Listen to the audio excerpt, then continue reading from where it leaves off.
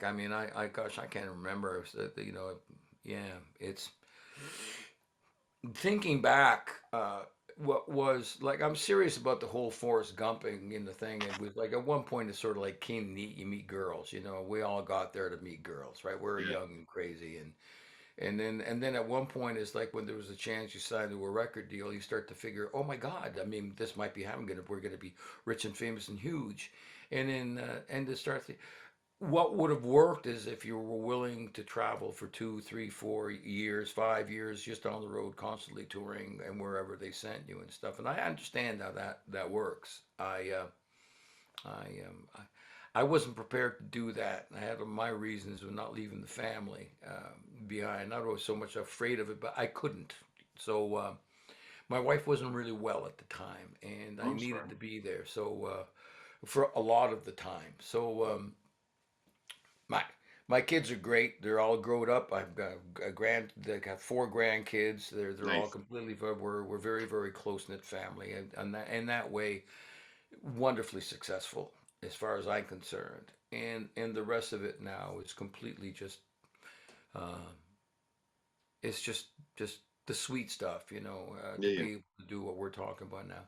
But it all came out of like the surrender and all of a sudden being in this business and wondering like that doesn't have to be that way. So there's been an awful lot of rearranging myself and rearranging the business. I can't say it's like for everybody, but I could promise you that everywhere I perform right now, I could do whatever songs I want as long as I can give them. We should be lovers, and nothing can stand in your way, and the ones that they remember. I mean, as that's the anchor, and Sure. everything else is. I'm lucky if certain people have heard some of the records because I have put them up all on Facebook and on my website and whatnot. So there are people. It's great to be able to know as I perform them and throw them at them, that they'll come back and I'll come out to the East Coast and they'll say play.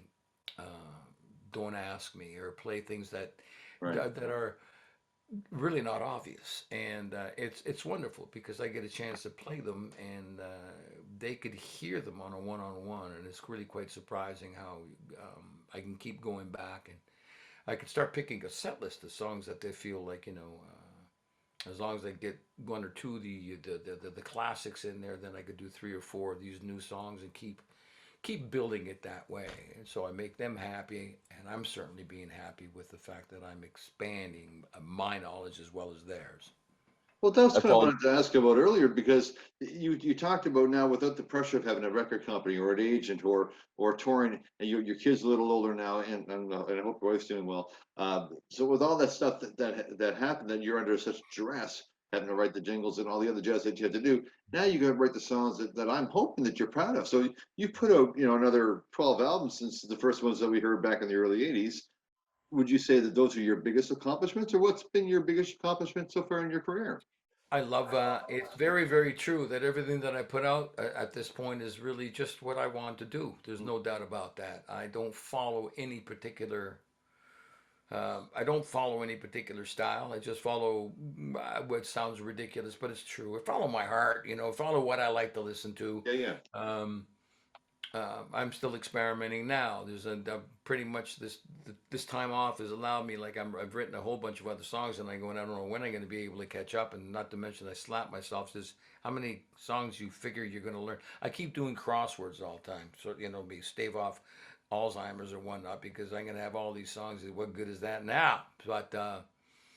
But yeah, I've been doing what I want to do for a long, long time. And I've been lucky because over the last 15 years or so, 10, 15 years, I just sort of make some phone calls and I just go and perform, you know. So um, it doesn't got to be a lot, it just has to be enough. Right on. And but more than anything, you got to be happy because all those things, you've heard it a million times. If you haven't got some kind of a happiness or a reason where you could sit there and just it really doesn't mean shite. You got to have it all, and it really doesn't mean everything. You're not centered. So I spend a lot of time trying to figure out how one should center themselves, and I find it like doing a lot of walking, thinking. I buried a lot of ghosts. Like Mm. it's it's a good place to be right now, I guess is what I'm saying. So I'll continue writing until I can't do. I mean, writing and performing them as long as I can. I had a connection issue. I apologize, but so you have a kind of a unique situation because you talked about you'll bring in a full band and you'll go one or two guys. Um, you've got people right across the country that you play with, right? Mm-hmm. You and I talked about this on the phone when we talked the other day. Mm-hmm. So when you go to do a show in Halifax, you get a group together. Do you actually have any time to sit down and get in a room and rehearse, or it's just one, two, three, go and away we go? No, I always I'll make sure that the folks that I work with, there's Silvio Pupo is a wonderful friend of mine, and he's a great piano player, great keyboardist, and great composer. I've done a lot of writing with him as well. He's on a couple of songs on this unsaved record, and that he co-wrote with me. So when I get there, I got someone that's already got his hands on. He knows my stuff as well, and while I'm gone, he could tell me we've got. I've got these 5, 6 guys that would be wonderful. They love to work with you and whatnot. So before I go over there, I send the charts down and some tapes and things. We'll take an afternoon. I get there and sit down and we'll run through it a little bit. You know, it won't be just Right. sort of like walk up stage. Like for example, if you're going to be drumming with me, you'd have you'd have charts and you'd have tapes and you'd have probably at this point some of the live videos that I've done, like Yeah. live stuff from Blue Frog and whatnot, where those songs are. YouTube, where you can actually see some of the live performance to be able to going on. So it's not the heavy duty homework, but at least a great way to be able to have good looks. So I just did that with a bunch of new guys in Halifax, in Vancouver, and I did work with one of the guys, but the horn player. But I send them the stuff, and these guys read and whatnot, and they, as far as when it comes to playing horn and whatnot, but I don't expect them to. It's they're great musicians, so some stuff they may have to read, but for the most part, when I get them to blow, we says, do whatever the hell you want. So, Mm. yes, it's not completely just walk on stage and say, "What's your name?" Um, the homework comes in, as you know, it comes in sort of like tapes and whatnot. And these days, and after all these years, the live stuff I've done, so people get a pretty good idea of what's going on, Right. and I'm able to work with a lot of different players. Well, that's fun because I mean, out here, one of the things in Halifax, especially, is a lot of people play in a lot of different bands, and you'll get a call and give me a set list, and you might get the set list 10 minutes before the show starts. I've had that, right? I've had 10 that a minutes bunch of after. times, and or it doesn't happen at all, and you're up there, and the singer, one, two, three, and away we go. But it does keep it fresh. I mean, I love to rehearse. I love to do all that stuff. But sometimes when you get up there and your collective arse is hanging out, that can be fun too, right? That could be fun, but the thing, the biggest difference is because and with all due respect again, any kind of music, it ain't the blues what I'm writing, Yeah. Right. and it's not something that you've heard an awful lot before. That you're gonna walk up and say, "Take it from me now, baby." All of a sudden, doo doo dum dum boom, where shit's happening, and you haven't heard the damn thing before. So it's not Yep. like okay, I've heard it, so because it's all original music. I mean, Right. the only song that I don't do is that I hadn't written was Me and Mrs. Jones, because I knew when I opened my mouth to sing that song, I'd never be able to get rid of the son of a bitch. But anyway, Me and Mrs. Jones are mainstay now. But for the most part, everything I do is all original music. So a lot of times, if I've had the guys that taken the time across Canada to be able to go through the poop. It's nice to know that I could call them and get back with them again, because at least the memory is good enough that a quick rehearsal will bring them back into the frame of mind where they got to be. So it's it's not easy. It's not easy. There is a lot of planning, and if you want to do it properly, you certainly don't want people coming up. And I have enough respect for the folks to think that when they come out, they're not going to get some jam piece of crap. You know what I mean? But at the same time, you're playing a song, and while you're grooving on it, all of a sudden the sax player, the guitar player, the piano player is just going hot nuts, and I just say, like, we could throw another 16 bars in there. Just go for it, Junior. This is great. So it opens up for a lot of interesting, and some, there's been some very wonderful train wrecks, but for the most part, it's all fun. Now, do you Nothing like the scribe your own fun. stuff now? Alfie, are you writing your own stuff yourself? You're scribing it, are you, or no? Yeah, yeah. Everything I do, I write everything new. Everything I've got is all me writing. I don't do anything anybody else's material at all. There's no sense in it for me. You know, there's enough people that are out there that you can go and listen to the top 40 stuff or what did I say top 40? Ha! Top whatever you're listening to. But no, anything that I do forever is just original music. And like I said, what anchors it is the folks my age that still like to come out there and hear the Startigans and whatnot. I'm hoping the promotional end of what's going on these days might get a few of the younger ones out there because usually the people that I play with are really fine musicians. So if there's anybody that's interested in stuff, they get to hear some really good players. Really? If you come out this way, there's Silvio plays there quite a bit. The Pacifico. It's right in the heart of downtown Halifax. It's a beautiful old bank building that they've redone a few times, and they do jazz nights on Friday and Saturdays. And Well, he's been there with Victor for a long time too. Does Wednesdays down there, you know. I mean, yeah, oh, and to Victor's got a, you know, it's I'm looking. I can't wait to get there. I've actually was talking to the music theater, the music room. What's it called there? That little Neptune? place in the, nope, not the Neptune. The music. Uh, oh, the music. Yeah, it's called the Music Room. It's in Lady Hammond. Yeah, I That's know. right. It's a Oh, lady, okay. whatever. Yeah, I can't remember the name, but I gave a call. I'll be calling again. I'll be doing some things. Most assuredly. I mean, phone calls of people like in St. John, Moncton, not Moncton so much, Fredericton, Halifax, PEI. I'm just waiting for things to sort of open up a little bit, and I got a feeling that I'm going to probably wait till the new year, but unless something comes up before now on Christmas and whatnot. But I really can't wait to get back. There's a lot of friends out there. People forget it's such a vast country, and we talk about this all the time. We saw an advertisement there last week on our site about a festival that was going on, I think early next year. But so it's tough for us in Halifax to do that because again, the major centers in Toronto and Montreal and Vancouver, we had to put together a pretty massive, and once upon a time you could do that. You could book a tour between New Brunswick and northern New Brunswick and PEI and southern PEI and 4 or 5 spots in Nova Scotia and Cape Breton and then over to Newfoundland. You could do that, but those rooms aren't there anymore, unfortunately. So Yeah. you get on one big crowd together to even to justify you bringing a 7-piece band is pretty tough. Well, I've been finding it's almost impossible. I mean, even like the Du Mauriers and the Molson breweries and all the things and people where you could be able to tap into for some kind of sponsorship and whatnot doesn't exist anymore. This isn't like me being some fat-headed shit and saying like I don't need anybody.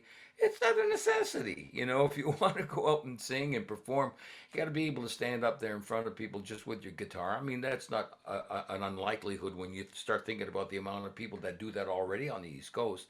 They've been forever doing that. I mean, it was a wonderful eye opener for me because the people that they get themselves in the kitchen and grab a mandolin and a fiddle and a flat top and away you go. You get yourself happy.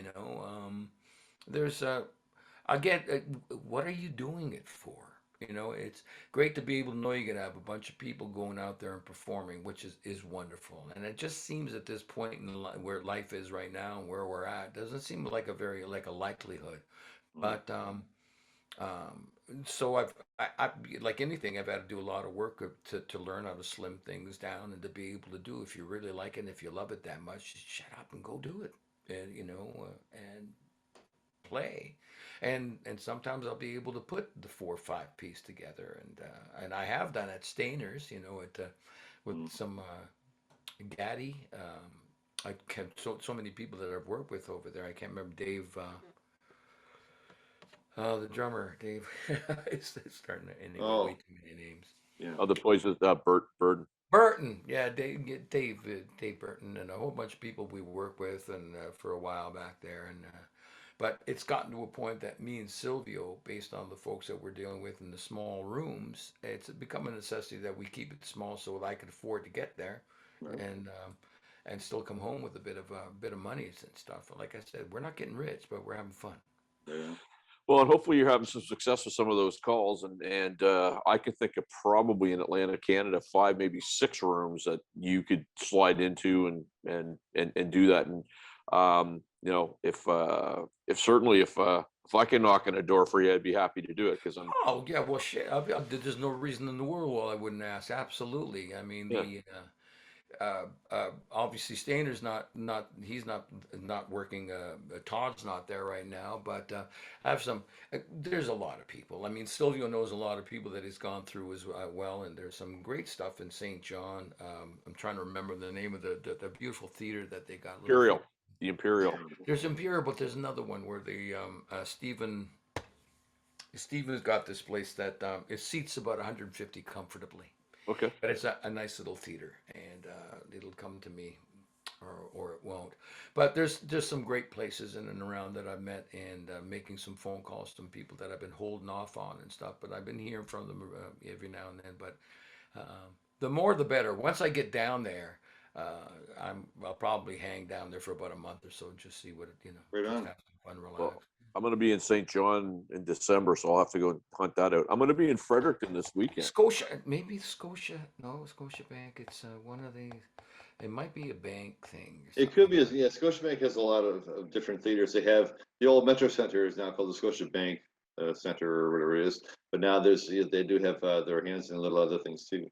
Listen, we want to be respectful of your time now, Alfie. I guess I'm wondering, and Sean probably has a question too, but is there any closing thought that you have? Like, what should folks know about Alfie Zappacosta in 2021, 2022? By the way, before we go any further, Stephen Tobias is the name of the fellow that's down in who runs the theater down there. His name is Stephen Tobias. There's some relation to Ken. Stephen Tobias. And now, ask me that question one more time. Yeah, I just wondering, like, so, as closing thoughts, what should folks know about Alfie Zappacosta for 2021, 2022? What can they expect? What would you like for them to know? Well, 100% for sure. I got this one record right now that I put out in February that should be seeing a little bit more life. I'm going to back it with a 2-piece or whatever, but I'm going to come to where you are.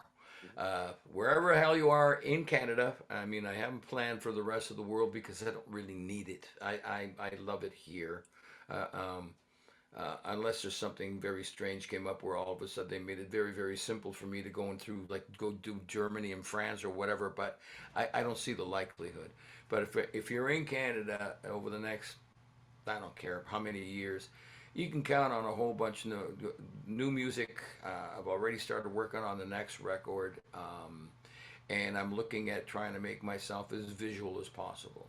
I enjoy standing out in front of an audience of people and getting to say howdy and perform for them, because especially if I get as close as I do get to them, to be able to say hi and have them appreciate the music that I am writing, because it makes me really happy, and knowing that, geez, you're a carpenter or whatever, you're a master carpenter, just a carpenter, you're an electrician, and you get something done and you do it, you're proud of it, and you expect people, it's really nice to be able to give you a pat in the back and they tell you that's real good, so it's not the accolades. I don't want to be a rock star. I don't want people thinking whatever, but if you do something, you do it well, a pat in the back's a nice thing, and if I continue getting that from you folks, I'm going to come after it. Well, see you run, I'll raise you when you come out here, and we'll come out and see you play. And then come on, bring some bongos. If it's big enough place, or small, I don't care. Come on and play a little bit, I'm in, but then donaire's on me, my friend. Okay, chicken donaire. All right. Yeah. So I'm going to tell you something. There's a new place, and probably it's open. I don't know if it was open near here. It's called Johnny K's, and it's right on Pizza Corner. Okay. They've got every donaire you could possibly think of. Man, I find them around here. They gotta love those Arabs.